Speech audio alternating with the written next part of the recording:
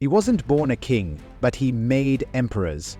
Otto von Bismarck, the Iron Chancellor, was the mastermind who unified a fractured land of independent German states into one of the most powerful empires Europe had ever seen.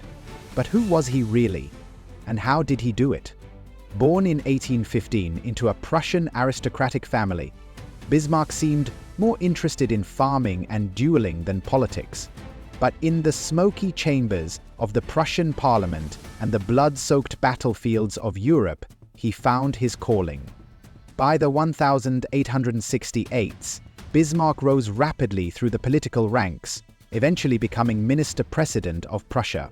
He knew one truth: Germany wouldn't be forged through diplomacy alone. It would take blood and iron. He believed that military strength, combined with political cunning, could achieve what centuries of fragmented alliances had failed to do.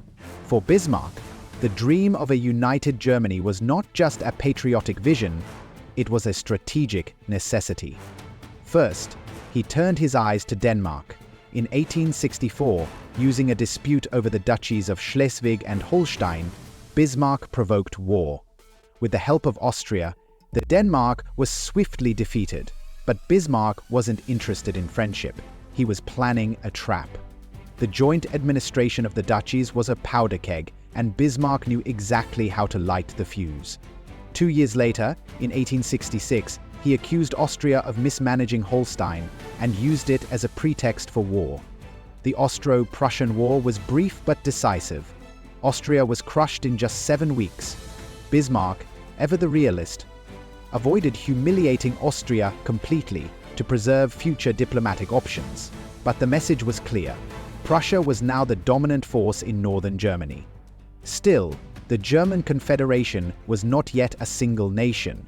Southern German states like Bavaria and Württemberg remained independent and Catholic, wary of Protestant Prussian dominance. Bismarck needed a common enemy to unite them.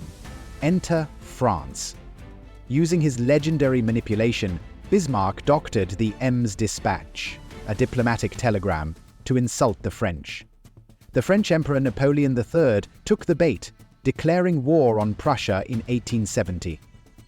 What followed was the Franco-Prussian War, a brutal conflict that saw German states rally together against France.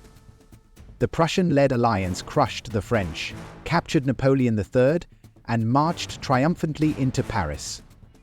Then, in a hall of mirrors, at the Palace of Versailles, Bismarck crowned King Wilhelm I of Prussia as the first German emperor in January 1871.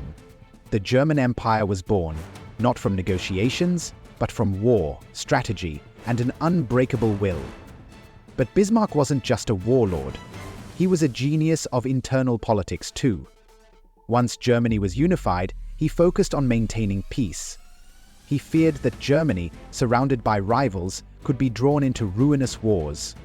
So he masterminded a complex system of alliance tying Germany to Austria-Hungary and Russia in the Three Emperors League. His diplomacy aimed to isolate France while keeping Britain neutral and Russia friendly.